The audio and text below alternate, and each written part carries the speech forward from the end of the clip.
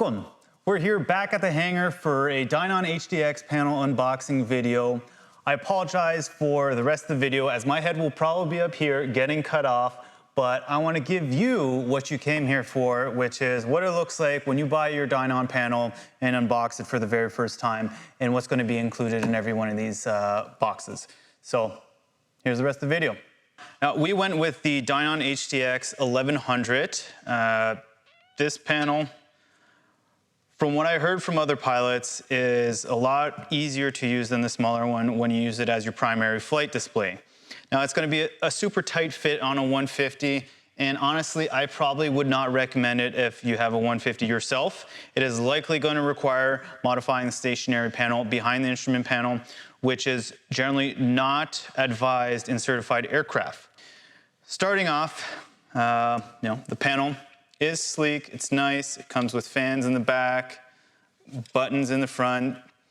I had a chance of using this at Sun and Fun and really loved it. So I'm really excited to actually use this when we fly. Inside the box, you got some cables. So this is the network testing cable, it appears.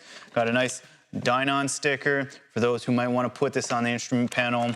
And then it also comes with a USB card. So I'm assuming maybe this is to load the maps so that you can update your Dynon, possibly software updates as well. Definitely gonna let you know in the future what that's for. So cables, we got a ton of them. This is the display harness, and then this is the SV network cable. This looks huge. So we're gonna find out what all that's for after. Now, this is a shelving unit that is a building aid offered by Dynon, both for the 1100 and the 800 HDX. And its purpose is that you can install some of the ADAHRS, maybe a radio, your backup battery, can all go on the side of this shelf. And this way, your AME or A&P doesn't have to build anything behind the instrument panel and increase the amount of modifications to the aircraft. So super great kit. It's all Aladyne, high quality, all the rivets are flush. It's really good. So you don't even need nuts because it has everything that you need to just put a bolt in and away you go. We also have the GPS antenna. So this is a WAS antenna as far as I know. This is the GPS 2020 that we got. Next up, we have the spare battery. This will get mounted to the side of the quick build panel shelving unit, and will provide secondary battery source for the panel in case that your primary battery alternator fails. You will always have at least a secondary means of being able to power your panel, which is your primary flight display and has all the information that you need to safely fly your plane. So this is a great add-on.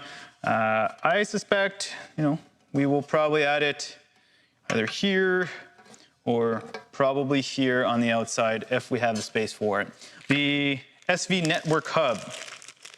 Now, Dynon uses a form of kind of RS-232 to power the panel. From what I've heard, it is their own proprietary communication protocol.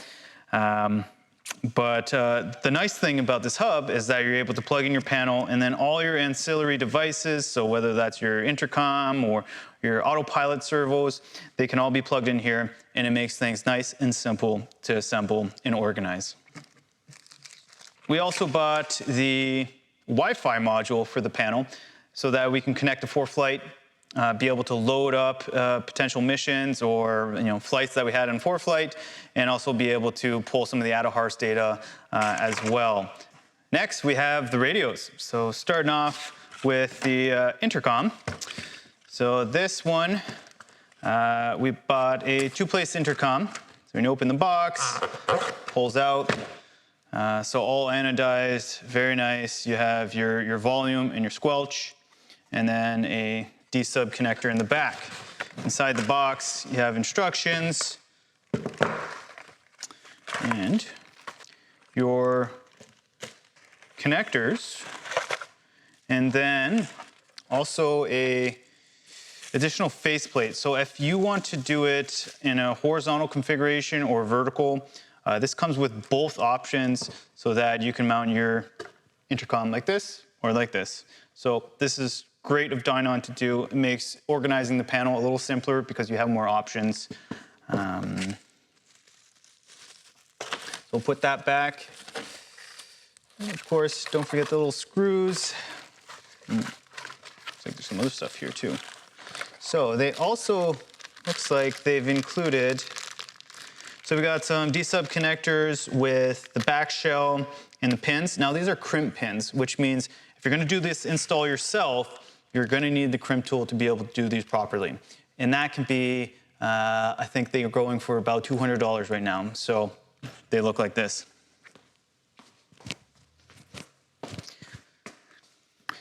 These are the ones I've always used. I love this tool. You have the turrets that allow you to change the type of connectors that you can crimp pins with. But generally how it works is you put your pin in there, you put your wire, you crimp, and you're done. I love this thing. It is a phenomenal tool to have. Works every time. Okay, moving on. Like this. Now, also notice they've included a cardboard cutout, essentially illustrating the dimensions of the instrument panel cutout, but they also have this online. So check it out. If you have CAD software at home, you can probably design your own panel and get it cut. If not, your installer will be able to help you out. We have the radio control panel. Now, we've ordered this one, specifically the vertical version. It also comes in the horizontal version, like your intercom. So it's up to you. Be careful when you order this one because you do not have the option to change it on the fly. So this is a nice, small, little comm panel. This is not the radio. This is just the head that controls the radio. Pull this out. I'm assuming it's very similar to last time. It's a bunch of connectors. So again, D-sub connectors. Looks like, plastic back shell, nothing fancy, but it'll work. This is the T25 VHF transceiver. Now, Dynon has a few options of radios that you can purchase. They have an 8 hertz separation, 25 hertz separation. In this case, we got the T25, which I think is their older model, but the reason we got it is because it works both with a 12-volt aircraft and a 24-volt aircraft. And because we are putting a lot of equipment on board the aircraft, we need that extra power, so we're upgrading the 150 to a 24-volt system. And that's gonna be a lot of work, but I'm excited. So you open the box, you have certificate of authorized release certificate. So in this case, I think we might have bought the certified version of this radio just because we had to. Now, right off the bat, D-sub connectors. Now it's nice, you have this nice foam. I think this has, nope, nothing there. But you do have the radio head. This is the unit that can be mounted on the shelving unit that I showed you before. So again, this is the T25 radio. This is what actually transmit the RF signals outside the antenna. So this connects to the control head, but this is a fully remote mount radio. So I do believe that you do need the radio head to actually operate it. It is not like some of the, I believe, Garmin systems, which you can have a fully remote mounted radio and only control it from the panel. But with Dynon, you do have the option to control it from the panel or the radio head. We also have, this is the D25 intercom harness. This is a lot of cable. So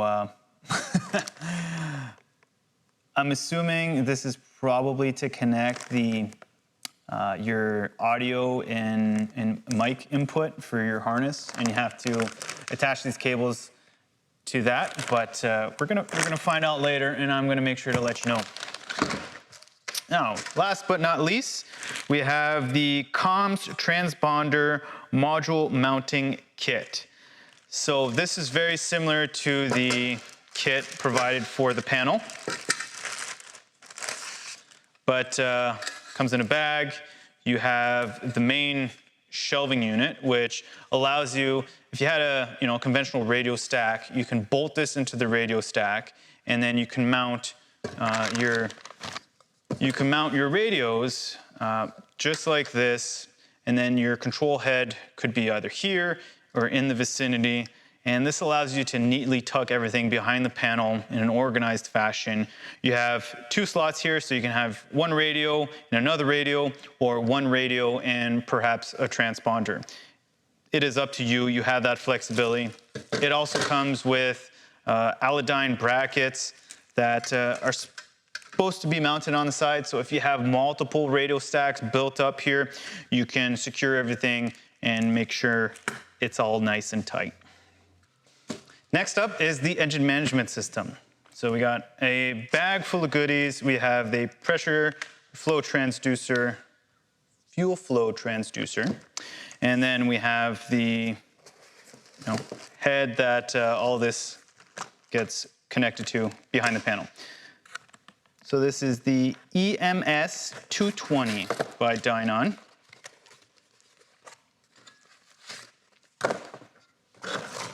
Looks pretty good. All metal construction. Looks like a form of maybe anodized, possibly powder coated, but regards, it's all black. So there's a couple of these sub-connectors. Honestly, it's a box. So we'll put that aside.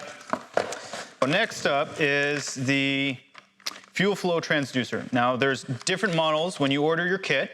Be aware of this, that there's versions for carbureted and gravity-fed systems, and then there's one for fuel-injected systems with pumps. So make sure you buy the right one for your plane. But pretty nice. I think this is made by Electronics International. It's rated for 6 to 70 gallons per hour. So covers a wide range of aircraft. Should be good for yours. Just make sure you have the right one. Now, the big bag. All right. Not sure I want to take all of this out because I feel like I'm going to regret it in the future when I lose a bunch of stuff, but you got to do it for the audience. So, first one, we have the shunt. So this connects to your battery lead, and that will measure the current through the whole system. We got, what is this? Map sensor. Manifold pressure. We've got pressure transducer. Again, I believe that the kit comes in different versions of this.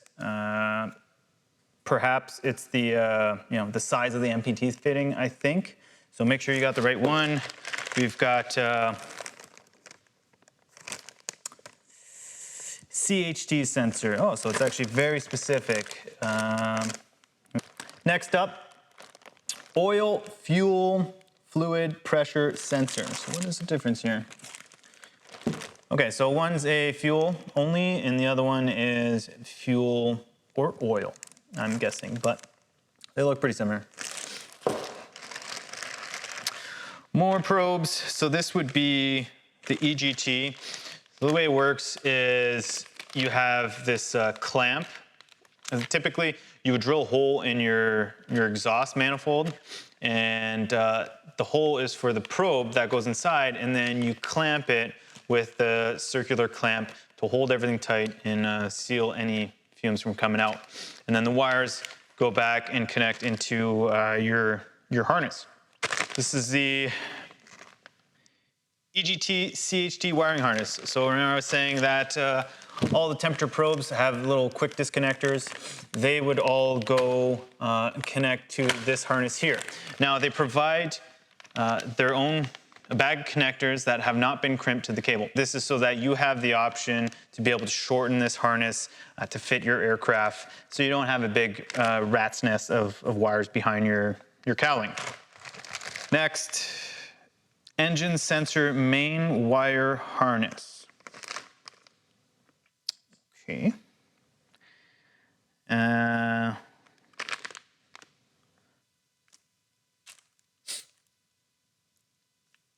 It's 6 feet long and it does a function.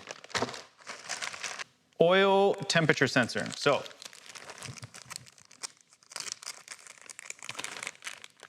oh, this is for Lycoming. I ordered Continental. I hope they're the same, but I will have to check. So this is oil temperature sensor. It's kind of cool. This threads into your, screws into your engine block, and then you have to connect a lead to this end. And they provide a copper gasket to seal everything. Pretty cool. Now see, these say Lycoming and Continental Superior on them, so these will work. These are the EGT sensors, K-types. So I also included carburetor air temp sensor. In our case, we have in the 150 Continental 0200A, which is carbureted, but we may actually, in fact, make it fuel injected. So if that's something that's interesting to you, stay tuned. Probably do a video on it if we decide to do it. Many reasons to do it for us. For most people, it makes absolutely no sense and I would not recommend it. More on that later. And then finally, more CHD sensors. So that's it, a big bag of goodies. Put these away. Hopefully I got them all in there. Up next is the ADAHRS and all its equipment that goes along with it. So that includes some of the tubing, the pitot tube itself, and some of the brackets. So let's get into that. This is the ADAHRS. We have outside air temperature probe.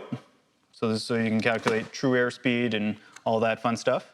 So you have a couple ports in the front. You have static, pitot, and outside air temperature. So where did that sensor go? So this guy would connect in there.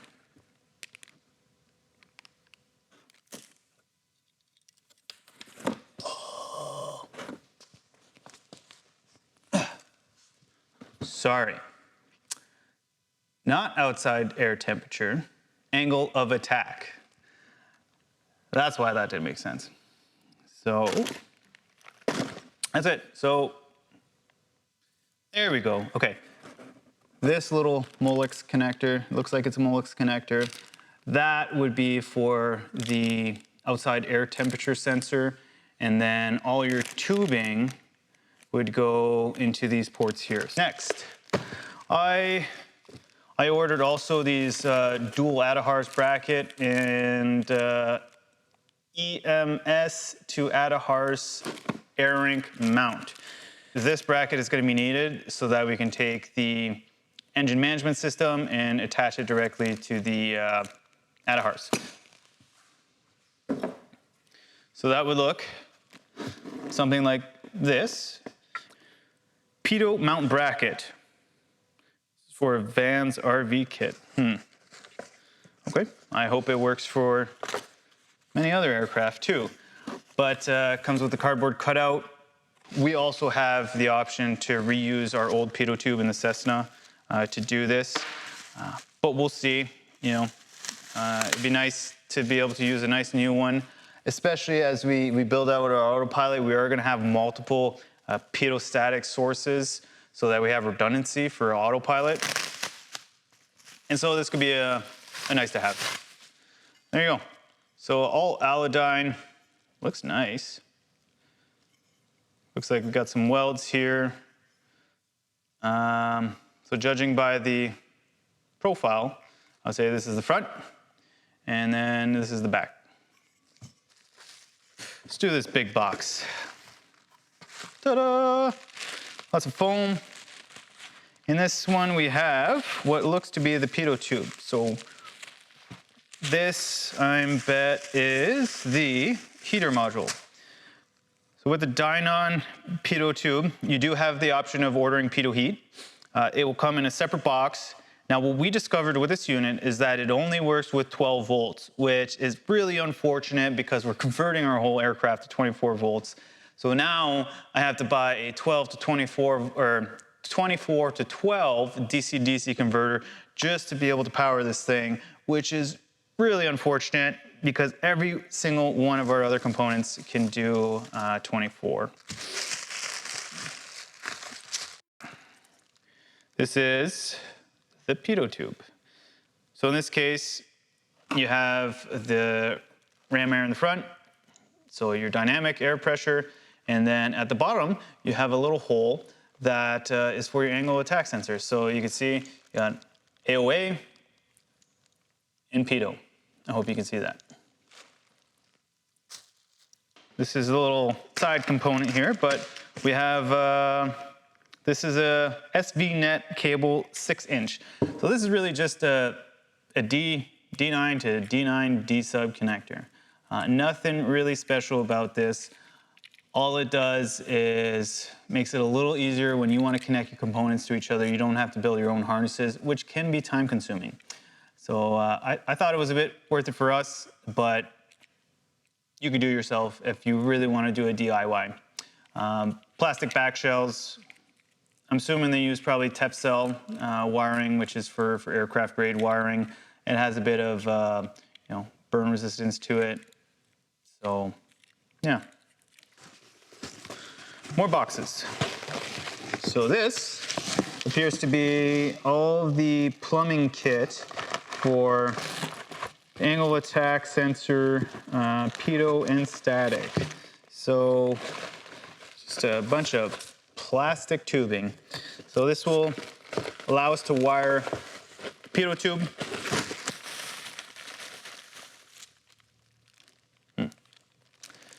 This, I'm assuming, is static port.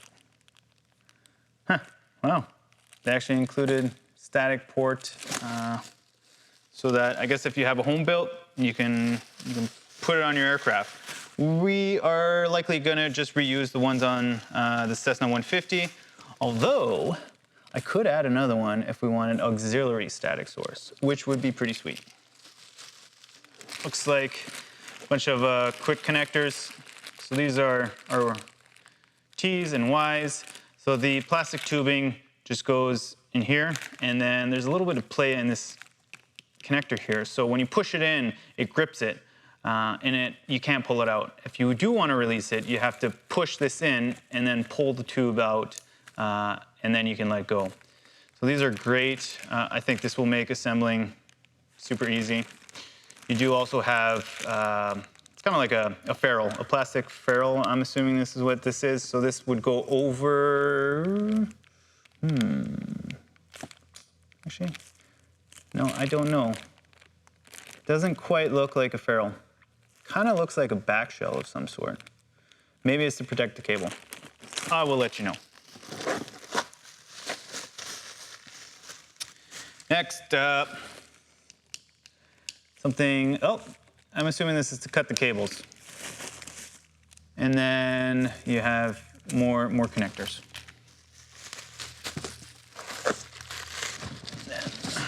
Next one. Could it just be more? All right, this just looks like more tubes. Why do I have two kits? There you have it. That's it. That will pretty much do everything we want. I'm super stoked. I think it's going to be a huge upgrade to what we had before with the old steam gauges, and particularly having the engine management system. I am really excited for because on the 150, there's no fuel flow gauge, there's nothing like that. So when you're leaning out the aircraft, you don't really know where you are. There's not even an EGT.